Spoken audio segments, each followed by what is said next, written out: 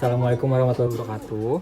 Halo, kami dari mahasiswa Farmasi Bina Uman 2019 dengan saya Andika Putra dan teman saya. Halo semua, perkenalkan saya Veronica Tiurmawati dari Prodi Farmasi dengan NIM 0719111049. Halo semua, perkenalkan nama saya Zahra Putri Pratiwi dari Prodi Farmasi dengan NIM 0719111016. Ya, di sini kami akan mewawancarai salah satu tenaga kefarmasian dengan Kak siapa? Yulia Himatun Adila. Ya, jadi dia adalah seorang apoteker muda yang akan kami jadikan narasumber pada wawancara hari ini. Jadi kami akan mempertanyakan beberapa pertanyaan kepada Kak Kim ya, biasanya dipanggil Kak Kim ya. Dipanggil Kak Kim. Kita akan memberikan beberapa pertanyaan dan Kak Kim akan menjawabnya dengan lugas ya pastinya. Yang pertama akan ditanyakan oleh teman saya yaitu Veronica. Sebelumnya terima kasih karena telah meluangkan waktu untuk wawancara pada kali ini. Langsung saja pada pertanyaan pertama, apa sih alasan kakak mau berkecimpung di ilmu kefarmasian ini? Kenapa sih saya memilih jurusan ilmu kefarmasian? Ya jujurnya sih saya nggak tahu dulu farmasi itu apa. Tapi orang tua sih yang lebih rekomendasi farmasi itu. Ya sebenarnya sih aku pengen jadi pasti orang-orang yang punya latar belakang farmasi pengen jadi dokter biasanya. Iya benar ya. Karena bisa kesehatan dengan dokter sangat dekat ya. Soalnya kalau misalkan kita flashback zaman dulu, mana ada orang yang mau cita-cita jadi apoteker kayak gitu. Iya benar. Karena profesinya belum terlalu dikenal banyak orang ya. Masyarakat. Nah tapi setelah saya terus belajar di bidang farmasi dan akhirnya saya juga ya ikut tertarik juga karena sebenarnya ilmu farmasi itu lebih luas, banyak banget dan sangat bermanfaat. Karena banyak mempelajari obat-obatan ya kayak. Iya betul. Ya. Lalu pertanyaan kedua akan ditanyakan oleh teman saya, Azahra. Untuk pertanyaan kedua, menurut Anda seberapa besar peluang kesuksesan dalam bidang farmasi? Dan apa alasannya? Terima kasih. Kalau menurut saya, seberapa besar peluang kita untuk sukses di bidang kefarmasian? Kalau bisa dibilang ya 100%. Karena kalau misalkan kita, apalagi ya, khususnya untuk farmasi-farmasi yang mengembangkan suatu produk, nah itu pasti benefitnya bakal banyak banget dan justru itu sangat membantu bagi masyarakat yang penuh dengan produk-produk inovasi tentunya. Kayak gitu. Jadi peluang sukses di dunia farmasi itu sangat besar ya Kak ya. Sangat besar Jadi sekali. nggak cuman jadi apoteker di dalam apotek doang nih, tapi bisa di tempat lain juga ya. Iya, kayak misalnya jadi tadi yang kayak formulator gitu ya. Terus kalau kakak sendiri ada cita-cita, misalnya selain jadi apoteker di apotek ada nggak kayak impian lain atau cita-cita lain gitu di apotek? Maksudnya jadi apoteker pas jadi apoteker. Apalagi sih saya sih juga hobi buat ini juga, maksudnya saling berbagi ilmu, ya kan? Berbagi ilmu juga. Saya juga punya channel YouTube, terus saya ada juga suka nulis. Mungkin kalau misalkan ya bisa jadi penulis kayak gitu, pengennya sih kayak gitu. Nanti penulisnya di bidang farmasi ya tentunya pastinya kayak ya. Gitu.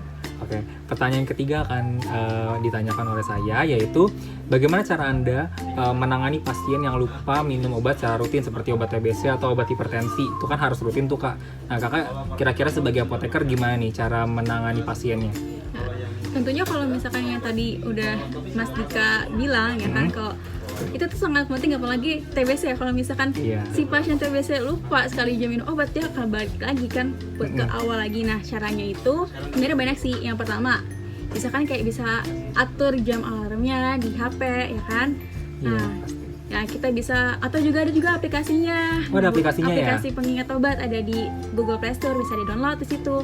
Terus yang kedua pasti harus punya dukungan ya dari keluarga, teman. Jadi minta bantuan juga ya, jadi kita ngingatin keluarganya ya. Kalau misalkan nggak ada dukungan, dia juga masih pastinya kan udah sakit kan, atau minum obat tiap hari nggak ada yang ngingetin kayak gitu. Iya benar. Terutama orang-orang tersayang mungkin. Iya, yang penting mas swab medikasinya ya kepada si pasiennya ya Kak ya. Jadi sebagai apoteker kakak bertindak sebagai swab medikasi biar dia tuh nggak lupa minum obat gitu ya Kak ya. Iya, terus yang ketiga paling kalau misalkan dari rumah sakit ya pastinya tuh mungkin bisa bikin kartu catatan pengobatan ya kan, kayak gitu. Pemantauan nih, ya, pemantauan obat ya. Terapinya kayak gitu. Terus paling yang keempat kayak menggunakan alat multi kompartemen sih biasanya yang kalau misalkan di luar negeri itu yang udah ada pil buat pagi. Siang, tahu yang tempat itu ya. Itu jadi inovasi juga ya untuk pengingat minum obat ya Kak ya. Iya betul. Lalu kita berlanjut ke pertanyaan keempat ya. Ini akan ditanyakan oleh teman saya. Kakak, seberapa penting sih ahli farmasi atau ilmu farmasi ini di bidang kesehatan? Seberapa penting ahli farmasi dalam dunia kesehatan?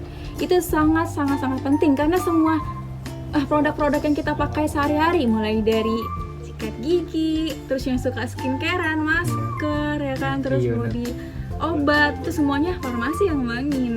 Jadi sangat penting ya Kak ya. Sangat penting sekali. Kalau misalkan nggak ada farmasi ya bisa dibilang ya nggak bakal ada yang kayak gitu. Kalau dokter tanpa apoteker itu juga nggak akan bisa ya Kak ya. Iya. Karena kan dokter ranahnya di diagnosis, kalau kita ranahnya di pengobati obatnya ya gitu, nggak bisa kalau misal, apalagi kan farmasi sentral ya, semua yang berobat dari dokter A, B, C, D, E semuanya kan ngumpul di situ kayak gitu. Terus juga yang ngeracik apa sih yang bikin formulasi obat itu juga dari rata-rata dari apoteker sebenarnya ya. Iya juga. Karena kalau farmasi apoteker tuh dia lebih tahu tentang dosis ya dibanding buat pengembangan obatnya, mulai dari dosis yang minimal ya kan, untuk dosis terapi, dosis maksimal. Benar. Karena kalau misalnya dipelajari lagi yang lebih mendalami tentang obat itu ya farmasi gitu ya Kak ya. Iya, berarti penting banget. Semua tenaga kesehatan itu seharusnya berkolaborasi menjadi satuan untuk demi kelancaran kesembuhan pasien. Benar banget. Lalu satu pertanyaan lagi nih Kak. Jadi ini apa nih kontribusi Kakak yang telah Kakak berikan dalam bidang kesehatan, terutama di dalam dunia farmasi? Nah, tadi udah sempet singgung juga dikit sih. Saya sih punya juga channel YouTube tentang informasi kesehatan dan kefarmasian, namanya channel YouTube Apoteker Muda 20. Nah, di situ intinya ada di sini. Nanti kalian bisa tengok-tengok karena saya juga sering berbagi informasi tentang obat. Terus tentang kalau misalkan kalian mau yang bagi berkuliah di dunia farmasi ya, mau belajar tentang tes masuk apoteker, mau belajar tes kompetensi apoteker, bisa juga di situ. Jadi Kakak juga ngebantu para mahasiswa yang mau jadi apoteker untuk bisa lebih mudah mengikuti tes apoteker ya. Jadi ini sangat berguna banget nih buat kita apalagi mahasiswa yang belum menempuh apoteker nih gitu kan. Terus apalagi nih Kak, selain Kakak berkecimpung di apotik, ada lagi nggak Kakak pernah mungkin ke masyarakat atau kemana gitu? Paling kalau misalkan ya kayak di rumah nih, kan ada udah ya tetangga tahu nih kalau saya apoteker gitu. Ada yang nanya, "Mbak, ini obat ini gimana ya minumnya, sebaiknya kapan waktunya?" Ya kan. Terus obatnya itu harus dihabiskan apa enggak ya gitu, terutama kan obat-obat antibiotik ya untuk mencegah resistensi, dan itu harus dihabiskan. Jadi peran apoteker itu sangat penting banget, terutama kayak Dika seperti disebutkan tadi maksudnya ya di masyarakat kita sendiri dulu deh, di tetangga gitu. Jadi dari masyarakat sekitar kita juga ada membantu ya, walaupun kadang secara nggak langsung, tapi akhirnya berguna juga ilmu kita ya. Iya, terus kalau di channel YouTube saya juga banyak juga yang nanya gitu, kalau di komentar gitu, obat ini gimana ya, saya sakit dengan keluhan seperti ini, kita bisa bahas di situ. Jadi walaupun nggak secara langsung, tetap bisa membantu ya banyak orang ya. Jadi sebenarnya di dunia farmasi itu sangat berguna dan benar-benar sangat membantu di masyarakat luas. Segitu aja sih wawancara singkat dari kami mahasiswa farmasi Binawan 2019 dengan aku Andika Utama Putra, lalu ada teman saya Azahra dan Veronica. Kurang lebihnya mohon dimaafkan ya Kak ya. Terus terima kasih sekali lagi untuk waktunya yang mau meluangkan waktu untuk diwawancarai. Sekian dan terima kasih. Assalamualaikum warahmatullahi wabarakatuh.